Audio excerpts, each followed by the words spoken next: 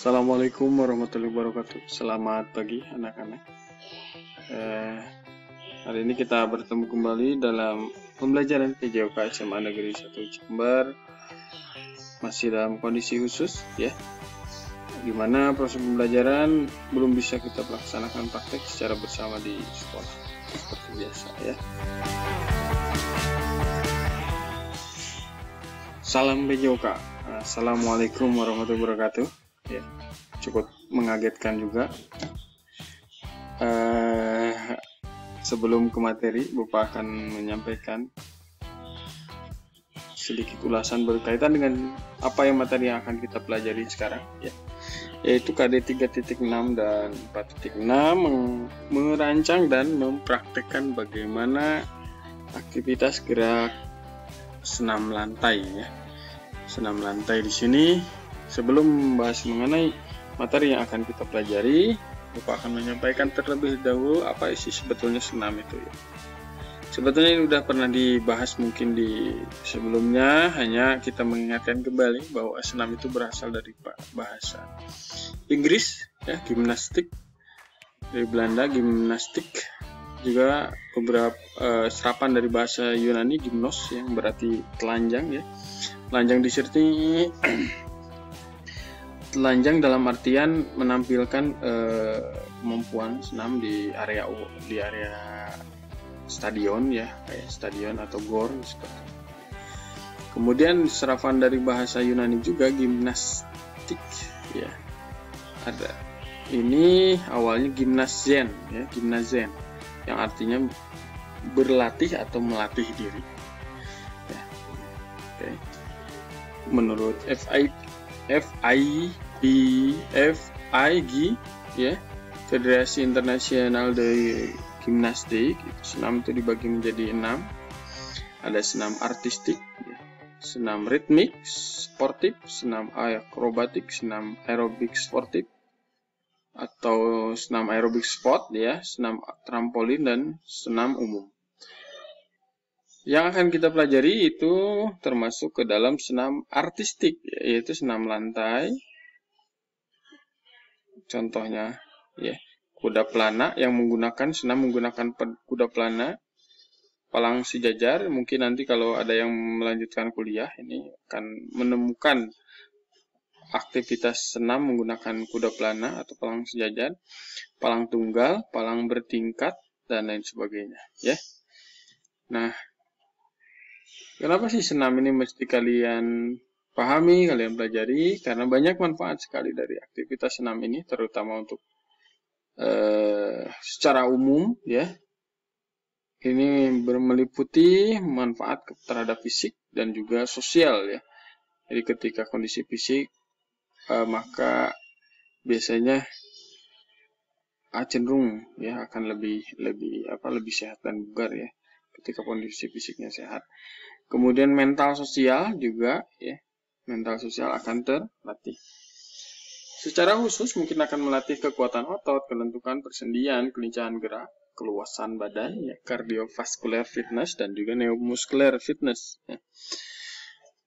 Yang paling menariknya mungkin badan menjadi ideal, ya, indah, ya, bugar dan kuat seperti itu manfaat dari aktivitas senam ini. Ya. Yang jelas aktivitas olahraga apapun jika memang dilaksanakan secara rutin dan teratur akan membentuk kondisi tubuh yang sehat dan bugar. Sedikit itu mengenai pembahasan pembuka mengenai senam yang akan kita pelajari hari ini. Ya, senam tadi dibahas mengenai senam lantai ya. Untuk kelas 12 itu tugasnya kalian merancang ya, merancang bagaimana untuk merancang rangkaian gerak senam yang akan kita pelajari ya. Yang pertama, guling depan ini kalian analisis terlebih dahulu, kemudian nanti kalian tugasnya merancang ya.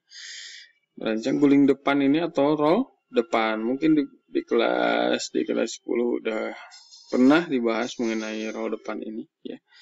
Rangkaian gerak merancang bagaimana rangkaian gerak roll depan, istilahnya guling depan atau forward roll ya. Tahapannya dari ada dua jenis, ya, posisi jongkok dan juga posisi berdiri. Posisi pertama ini dari posisi awal mengguling yang perkenaan ke punggung, ya, bukan kepala. Posisi mengguling diakhiri dengan jongkok, memegang lutut ini harus berputar, mengguling seperti bulat, ya, harus bulat berputarnya. Diakhiri dengan posisi jongkok. Karena situasi pandemi ini kita belum bisa melaksanakan tugas gerak secara langsung, boleh kalian praktekkan di rumah dengan media yang ada yang bisa digunakan, ya.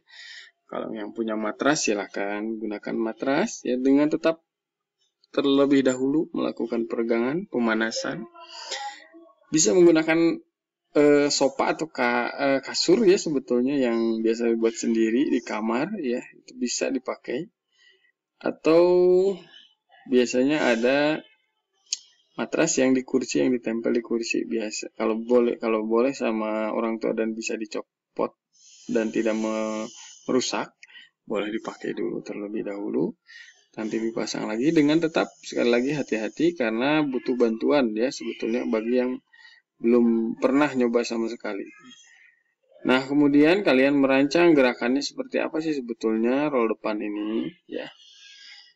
Nah, di kelas 10 mungkin kalian udah pernah bagaimana menganalisis gerakannya.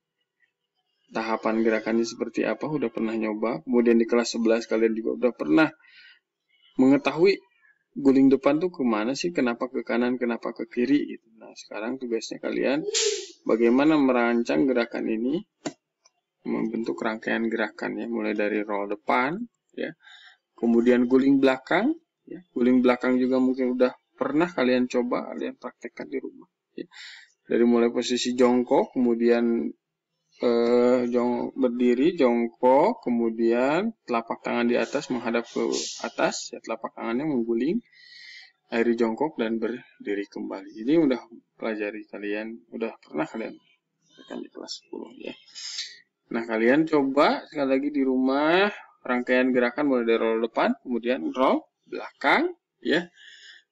Setelah itu gerakan yang ketiga yaitu melakukan headstand. Headstand itu berdiri dengan kepala, ya, membentuk segitiga tangan, kepala, ya, sikut, kepala. Hati-hati, tetap hati-hati. Kalau ada tembok sambil nempel ke tembok dipraktekkan, ya. Semampunya, jangan sampai dipaksakan, hati-hati aja. Berbahaya karena emang butuh bimbingan secara langsung sebetulnya, ya. Tahapannya udah pernah mungkin kalian praktekkan juga. Kalian coba rancang gerakan ini, ya. Nah, kemudian handstand, ya. Handstand itu berdiri dengan, kalau tadi headstand itu berdiri dengan dengan head kepala, ya, dengan kepala, ya. Ditopang dengan kedua tangan. Kalau handstand itu dengan dua tangan menempel ke bawah atau ke matras, ya, atau ke tembok ke bawah. Bisa si kaki bagian atas ditempel ke tembok, gitu. Kalau ada saudara bisa membantu di rumah, boleh pegang kakinya, kemudian lakukan dengan pelan-pelan dan hati-hati, ya. Nah, seperti ini, ya, posisi bantunya. Kalau udah berdiri, hitung 1, 2, 3, 4, 5, turun kembali. Nah, yang selanjutnya sikap lilin, ya. Dulu waktu masih kecil saya pernah menulis melakcau, ya, istilahnya sikap lilin. Nah, seperti ini dibantu membentuk segitiga di bawah antara sikut dan badan, ya. Menopang si telapak tangannya di pinggang, ya. Posisi jari dan posisi jari jempol, jari telunjuk berada di bagian atas, ya. Jari kelingking di bawah. Jadi bukan jari kelingking yang di atas, tapi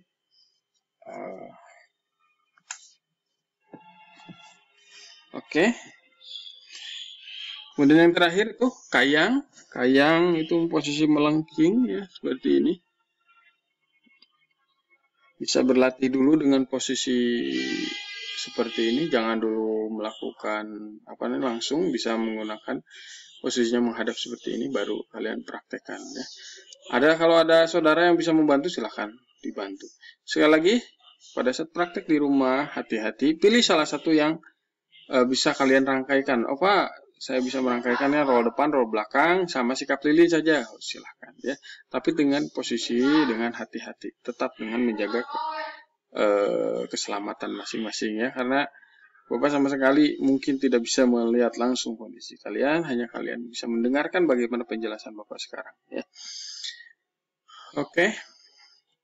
Nah, ini yang tadi Bapak sampaikan, merancang bagaimana rangkaian dari roll depan, beberapa gerakan, kemudian dibentuk dalam satu rangkaian. Tapi kalau misalkan dia hanya bisanya tiga ya. Kalau bisa semuanya boleh, silahkan ya. Dengan tetap hati-hati di rumah melakukan praktek. Mungkin pembahasan mengenai materi hari ini cukup sekian. Terima kasih sekali lagi, mohon maaf. Semoga kita selalu dalam lindungan Allah Subhanahu wa taala dan tetap menjaga kesehatan masing-masing ya. Mengikuti protokol kesehatan yang dianjurkan pemerintah, itu 3M, menjaga menghindari kerumunan, mencuci tangan, dan selalu memakai masker ya, apabila keluar rumah. Oke, terima kasih. Wabillahi taufiq wal hidayah. Wassalamualaikum warahmatullahi wabarakatuh. Salam PJO.